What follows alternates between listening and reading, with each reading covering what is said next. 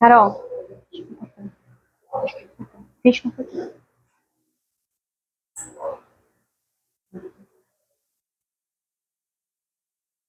Boa noite a todos. Eu fiz essa palestra bem corrida, na verdade. E quando eu abri, eu comecei a chorar, na verdade. Porque toda vez que, não sei alguns, né? A Joana, a Dona Ivete, a Lu, mas quando a gente começa a preparar o evangelho, às vezes cai algo para nós mesmos. E isso mexe muito com a gente, né? Então eu vou falar de algumas coisas aqui, mas que são uma fase que eu estou passando, tá? A fé transporta montanhas. O poder da fé. No sentido próprio, é certo que a confiança nas próprias forças torna capaz de executar coisas materiais que não se pode fazer quando se duvida de si. Mas aqui, unicamente no sentido moral, é preciso entender essas palavras. As montanhas que transportam são a dificuldade, a resistência, a má vontade, numa palavra que se encontra entre os homens, mesmo quando se trata das melhores coisas. O preconceito da rotina, o interesse material, o egoísmo, a cegueira do fanatismo, as paixões orgulhosas, são outras tantas montanhas que barram no caminho de todo aquele que trabalha pelo progresso da humanidade. A fé robusta dá a perseverança, a energia e o recurso que faz vencer os obstáculos, nas pequenas e como grandes coisas, que é vacilante da incerteza, da incertidão e que se aproveitam aqueles que quer combater. E ela não procura o meio de vencer, porque não crê no poder de vencer. Esse pedaço aqui mexeu comigo, porque assim, quando se fala de fé, a gente tem que ter confiança e acreditar. Mas quando se fala fé, não se fala só fé em Deus, né? Nosso Pai, mas fala fé em nós também, em acreditar em nós. E a gente não acredita. A gente não confia muito em nós mesmos, pelos medos, pelas inseguranças, né? Pelo medo de errar, sempre. E isso mexeu comigo, por quê? Porque eu tô numa fase que eu tenho que confiar em mim. E fica um pé lá e um pé cá, balançando, sabe? E a gente não deve ser assim. Porque se a gente fala que tem fé, cadê a fé? Cadê o confiar? Onde é que ele está? Porque no momento de aflição, no momento de dificuldade, a gente procura fé. A gente clama na hora que está passando aquela dificuldade grande, a gente até ajoelha. Ô Pai, me ajuda. Não é? Mas e quando não estão passando por dificuldade nem nada? Por que a gente não agradece? Por que a gente não coloca dentro do nosso coração o amor naquele ato de desespero? A gente foi amparado. Porque Deus, ele sempre vai mandar os bons mentores ao nosso auxílio naquele momento que a gente está passando. E às vezes a gente passa por algumas coisas que parece que não vai ter fim. Ou, de novo, por isso? De novo? Isso de novo? Mas de novo por quê? Será que a gente aprendeu as outras vezes o que devemos aprender? Não. Então a gente vai ter que passar de novo para aprender. E a gente pode mudar, igual a Lu ensinou pra gente aqui dentro no curso. Mudar a forma de perguntar, a forma de falar e a forma de agir. Né? Sabe, pai, eu tô passando por isso de novo, mas o que eu tenho que tirar com isso? Que aprendizado eu tenho que aprender? Isso vai ser para minha evolução material e espiritual, gente. Sempre espiritual em primeiro lugar. Mas a gente não olha dessa forma. A gente olha no desespero. Né? Porque, de novo, é assim que a gente faz.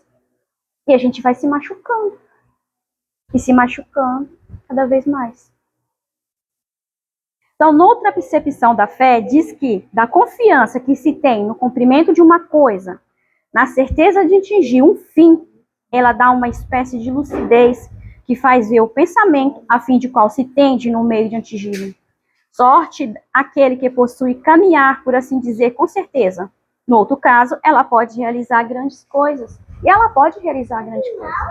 Mas não é porque eu tenho fé que eu tenho que sentar aqui e falar. Eu vou caminhar, eu vou conseguir porque eu tenho fé. E vou cruzar meus braços e esperar. Não é isso.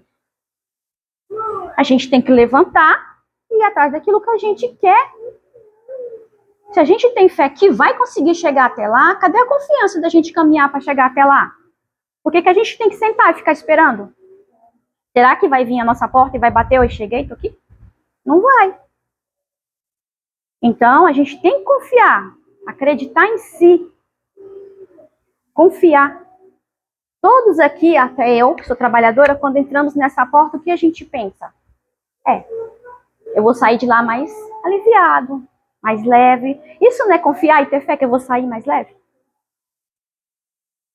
A gente tem que praticar todos os dias, a toda hora da nossa vida. Por mais que o mundo vai parecer desabar amanhã com aquele problema. Mas o desespero não vai levar a lugar algum. Só vai piorar porque sua cabeça está confusa, você está confuso, você não vai ouvir nada porque você tampou os ouvidos. Lembra quando Jesus fala, olha quem vê, né? Boca para falar e ouvidos para escutar? A gente tampa. Como é que a gente vai ouvir? Como é que a gente vai ouvir no desespero e no desequilíbrio? Porque a gente fica desequilibrado, dá dor de cabeça, aí começam as dores físicas. Porque a gente não ouviu, gente. A gente não vai ouvir na perturbação. A gente só vai ouvir confiando na esperança e na tranquilidade da gente. A gente tem que se acalmar, respirar e falar, Pai, que caminho eu tenho que seguir? Esse não deu certo. Não deu, mas tudo bem, eu aprendi tal coisa nesse caminho. Mas agora eu quero ir para frente. Eu não quero dar um passo para trás. E ele vai te intuir, gente. Ele vai mandar uma palavrinha no seu ouvido. Ou alguém vai te dizer, não é assim? Às vezes alguém vem e te fala, olha, pensei em você, tal. E te fala alguma coisa que toca seu coração. Você fala, nossa, eu estava esperando por isso. E por que a gente não acredita que vai vir mensagens, que vai vir abraços, que vai vir carinho e que vai vir amor sempre perto da gente? Né? A gente tem que pensar nisso. O poder da fé recebe uma aplicação direta e especial de uma ação magnética. Por ela, o homem age sobre o fluido do agente universal, que modifica a qualidade que dá a impulsação e, assim dizer, irresistível. Por isso, aquele que um grande poder fluídico normal opera esses fenômenos estranhos de cura, e os outros, em outrora, passariam por prodígios que não são, todavia, senão a consequência de uma lei natural. Tal motivo pelo qual Jesus disse ao seu discípulo, se não curaste, é porque não tinhas fé. Alguém já ouviu falar que uma parte que tinha uma multidão, e uma mulher, ela sangrava muito, mas ela só queria tocar. Por quê? Porque ela acreditava que se ela tocasse em Jesus, ela ia ser curada. E ela tocou. Por que a gente também não toca em Jesus? Por que a gente também não pensa em nós?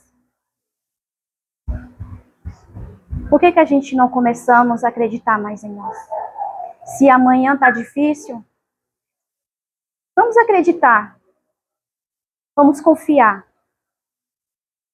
E lembrando que para a gente saber sobre a fé, saber sobre palavras que a gente quer conforto, está aqui. A gente tem que fazer o estudo do Evangelho. Assim a gente vai conseguir passar pelos nossos problemas com mais leveza, com mais tranquilidade, com mais confiança.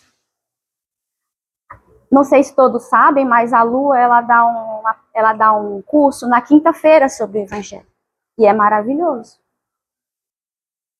Lá você pode se expressar, lá você pode falar. E eu falo, cada palavras ditas ali, você começa a enxergar de outra forma. Porque estamos fazendo um estudo do Evangelho. Essa aqui é a carta da nossa paz, da nossa felicidade e do nosso caminhar.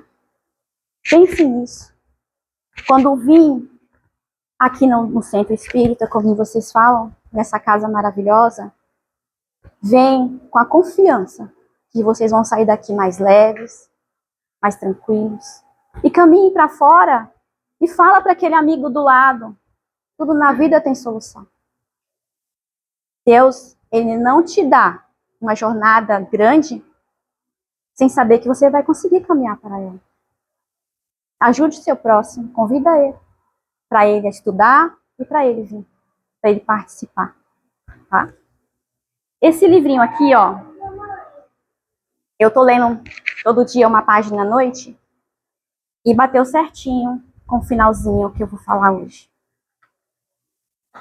Espera que o sol já vem. Cultivar o bom ânimo é essencial para a nossa vida. Ele age como vitamina espiritual destinada para os nossos momentos de abatimento.